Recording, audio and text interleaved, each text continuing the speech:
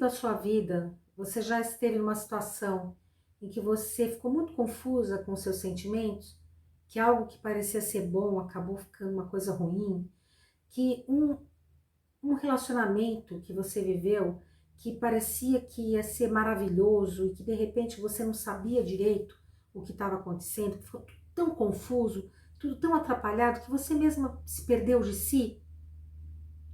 Vamos embora lá falar sobre novamente relacionamento tóxico?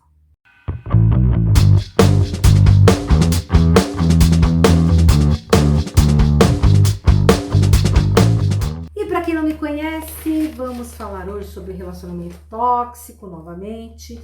E esse daqui dessa vez é um relato de uma paciente minha, que obviamente não vou falar o nome, né? E enquanto eu for lendo, eu vou mostrando para vocês as incoerências que tem aqui no relato, ok? E depois a gente fecha falando sobre isso. Então vamos lá. Paciente X é um relato clínico real. A paciente X é uma mulher jovem. Ela relatou em sessão de terapia uma sequência de eventos relacionados ao seu relacionamento amoroso, atualmente em crise. Segundo o relato, o namorado ou ex-namorado, não sabemos, apresenta comportamentos ambivalentes, marcados por oscilações entre atitudes de carinho e rejeição, gerando grande confusão emocional, impacto significativo em sua saúde mental. O caso ganhou complexidade quando a paciente mencionou que, após uma discussão na qual ele afirmou que o relacionamento não teria futuro e que ela era imatura, ele optou por terminar a relação. Em seguida, o namorado postou mensagens de teor triste em seus stories no Instagram, o que levou a paciente de forma impulsiva a interagir com ele por meio de uma conta fake, anônima, óbvio, mesmo ciente de que ele provavelmente saberia que era ela. Paralelamente, a paciente enfrentava um momento de luto pela morte de um amigo íntimo, o que a levou a viajar para a sua cidade natal para participar das cerimônias e processar a perda. O namorado, ao tomar conhecimento dessa viagem, quer dizer, ele já tinha se despedido dela, já tinha falado nas redes sociais coisas tristes a respeito da separação, mas soube que ela foi e reagiu negativamente, afirmando que ela o havia deixado sozinho. Veja bem como se processa isso. Em um momento ele está terminando com ela, em outro momento ele está se sentindo abandonado. No momento que ela estava precisando de apoio porque ele tinha perdido um amigo. Apesar disso, ele não demonstrou acolhimento pelo fato dela ter perdido esse amigo e nem empatia pelo sofrimento dela e considerando sua dor como desproporcional. Ele falou para ela que ela estava sendo desproporcional no sofrimento pelo amigo que ela perdeu. Um amigo muito jovem também, que normalmente é a perda que mais impacta, quando a pessoa é muito jovem. Dias depois, ele entrou em contato durante a madrugada, com diversas chamadas não atendidas, enquanto a paciente dormia. Ao perceber as ligações perdidas no dia seguinte, quando ela acordou, ela descobriu que ele tinha bloqueado ela em todas as redes sociais. Quer dizer, eu te ligo de madrugada, você não atende, então eu te bloqueio. Algo assim. Posteriormente, ele a desbloqueou. De novo, bloqueia, desbloqueou. E voltou a se comunicar, mencionando que não confiava nela e que acreditava que ela não estava em casa quando disse que estava. Já de volta à cidade onde reside, a paciente encontrou o parceiro, que a tratou de forma inicialmente acolhedora, demonstrando carinho e atenção que ela desejava naquele momento. Contudo, mais tarde, no mesmo dia, ele reforçou que estavam separados, enfatizando sua condição de homem solteiro e rejeitou sua sugestão de passarem o Réveillon juntos. Então, a gente vê esse vai e volta. Veja como é confuso para uma pessoa fica nesse vai e volta de emoções. Ao final do encontro, negou-lhe um abraço e afirmou que nunca mais queria vê-la, alegando que o relacionamento não tinha futuro. Muito bem. A paciente relatou sentir grande frustração e dor ao perceber a diferença entre o comportamento público do parceiro, que ele é influenciador digital e exibe nas redes sociais uma imagem de uma pessoa gentil, equilibrada, e sua postura na intimidade, marcada por atitudes que ela considera contraditórias, com certeza, e insensíveis. Isso a levou a expressar na sessão o desejo de que todos soubessem quem ele é. Além disso, o ex-namorado entrou em contato com a mãe da paciente, deixando um recado no qual elogiava como mãezona e aconselhava a orientar sua filha a se afastar dele. Ele mencionou que a paciente estaria enviando mensagens para seus seguidores e falando mal dele, acusação que a paciente negou veementemente. E nos dias seguintes, o ex-namorado continuou a oscilar entre enviar mensagens, fazer ligações e expressar aborrecimento quando ela não respondia, ao mesmo tempo que mantinha um discurso de que deveriam seguir caminhos diferentes. Essa ambivalência de atitudes tem provocado confusão e sofrimento emocional significativo na paciente, que se sente presa a um ciclo de busca por validação, rejeição e desejo de reconexão. Então, o que nós podemos falar sobre esse estado de coisas? Claro que eu fiz um corte, existe muito mais sobre isso, não é que ela é a pessoa que está só no papel de vítima e que ele é o algoz. Existe uma complementariedade entre esses dois personagens. Então, assim, se você tem uma pessoa, um cara que você se aproxima e ele tem essa ambivalência muito clara e você não se reconhece com essa pessoa, você acaba não ficando com essa pessoa. É natural que você olhe para uma pessoa que quer e não quer, que liga e desliga, que bloqueia e desbloqueia e diga, alguma coisa está errado aí. Ou até uma simples conclusão, esse cara é meio louco, não vou ficar com ele não. E se retira disso, ok? Agora, se você se conecta com isso, eu vou dizer uma coisa para vocês. Quanto mais você se conecta numa relação de abuso, quanto mais você tem dificuldade em sair de uma relação assim, mais isso está relacionado com dores passadas, com problemas na infância, com complexos, com questões inconscientes que você não está dando conta.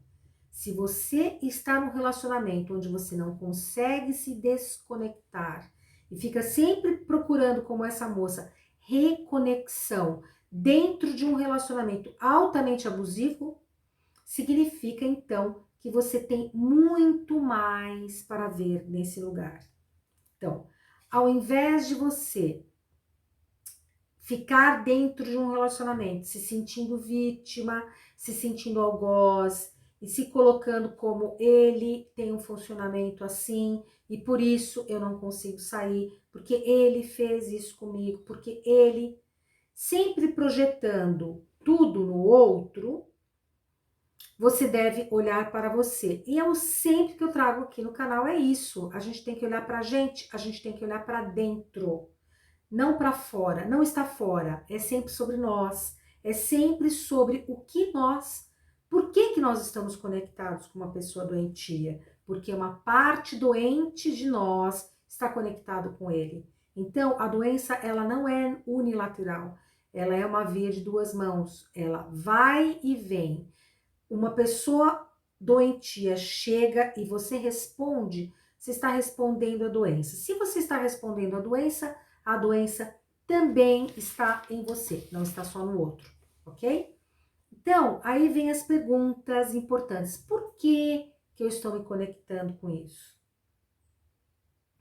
O que que isso está falando sobre mim, né? O que que isso diz a respeito de mim? Qual é a necessidade que eu tenho de estar conectada com uma pessoa que fica nessas nuances de vai e volta, de quero, não quero, de fico, não fico?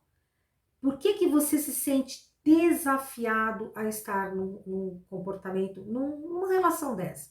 Se você está sendo desafiado a continuar conectado com uma pessoa que está apresentando claramente uma coisa desconecta, um comportamento disfuncional, se você está se conectando com isso, é que tem um lado seu que está doente. É seu e você deve olhar para isso. Então, as crises, elas chegam às nossas vidas não para nos maltratarem, claro que maltrata também, mas a crise chega para falar da gente, aonde que a gente está, por que que a gente está, o que que isso fala da gente. Então, nesse sentido que eu queria trazer para vocês. Padrões de relacionamentos insalubres desenvolvidos na infância encontram padrões de relacionamentos insalubres desenvolvidos na infância. O que eu quero dizer com isso? Eu quero dizer que, no caso, esse namorado tem alguma questão que ele teve alguma vivência, teve alguma experiência, teve alguma questão de dinâmica familiar que trouxe para ele muita confusão, muita inadequação. Ele parece que boicota, parece que tem medo, uma hora ele vai, uma hora ele volta. Então tem alguma questão que ele viveu que está aí permeando o campo dele.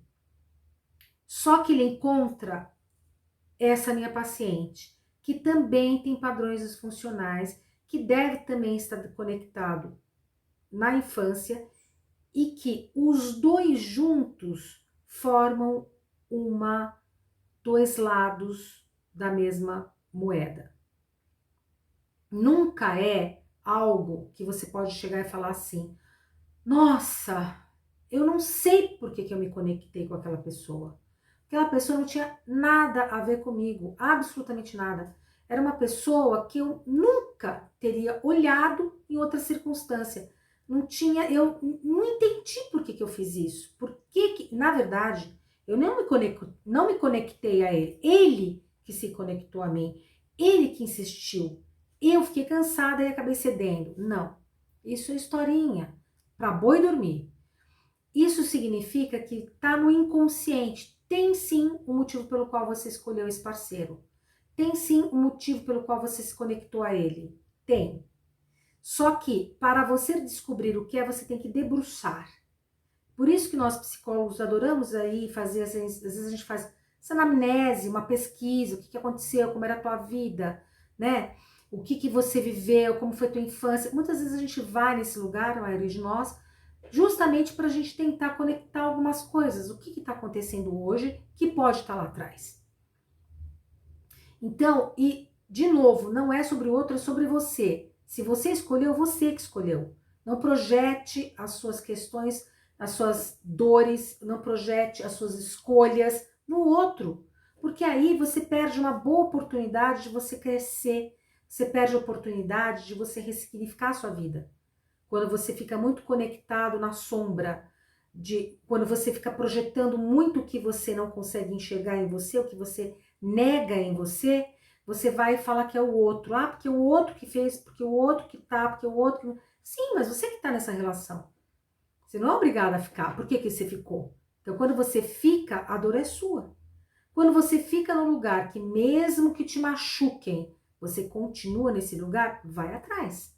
Vai atrás porque tem questões aí. Por isso que a gente sempre fala, né? Terapia para os fortes e não para os fracos. Porque muita gente não quer se olhar. Muitas pessoas preferem ficar falando que o outro é culpado, que o outro que é assim, que o outro que é assado, do que olhar para si e olhar e falar, gente, o que tem aqui? Por que é que eu tô com essa pessoa tão doentia? Se eu estou com uma pessoa tão doentia, essa doença faz parte de mim também. Escolhas disfuncionais têm como função o restabelecimento, experimento novamente. Então veja o que eu li num livro. Escolhas disfuncionais têm como função o restabelecimento, novamente, de relacionamentos infelizes, numa tentativa de torná-los controláveis para dominá-los. O que significa essa frase?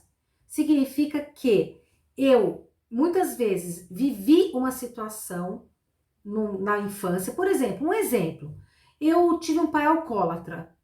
Eu fiz de tudo para agradar esse pai, para conquistar esse pai, para chamar a atenção desse pai, sendo uma melhor aluna, sendo uma pessoa que andava direitinho, fazer tudo para agradar esse pai, para que esse pai me olhasse. Esse pai continuou na jornada dele, no problema dele, não conseguiu fazer, enfim, e continuou bebendo. Eu, quando adulta, vou me conectar com uma pessoa que vai ser o meu parceiro, que vai ser um alcoólatra, para que eu continue tentando fazer esse controle do ambiente, continue tentando me reconectar com esse pai lá de trás, que eu não consegui, então eu vou fazer uma tentativa para elaborar essa questão na minha vida, esse luto, tendo então esse parceiro para conseguir dominar isso.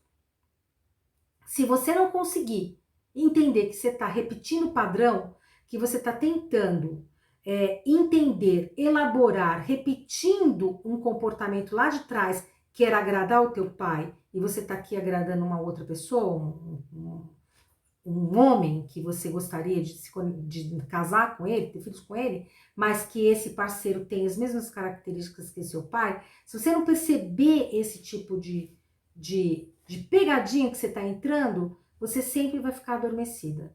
Você nunca vai despertar e nunca vai olhar para a tua vida e tentar mudar a partir das suas questões, da sua sombra, do que você escolhe para sua vida. Isso é um exemplo que a gente pode pegar. Então todas as mulheres que casam com homens alcoólatras, todas as filhas de alcoólatras vão passar por isso. Não, não é assim. Então, isso é só um exemplo, pode acontecer isso. É só para exemplificar para vocês o que a vida que a gente tem, as conexões que a gente faz, os ambientes em que a gente vive, a nosso histórico familiar pode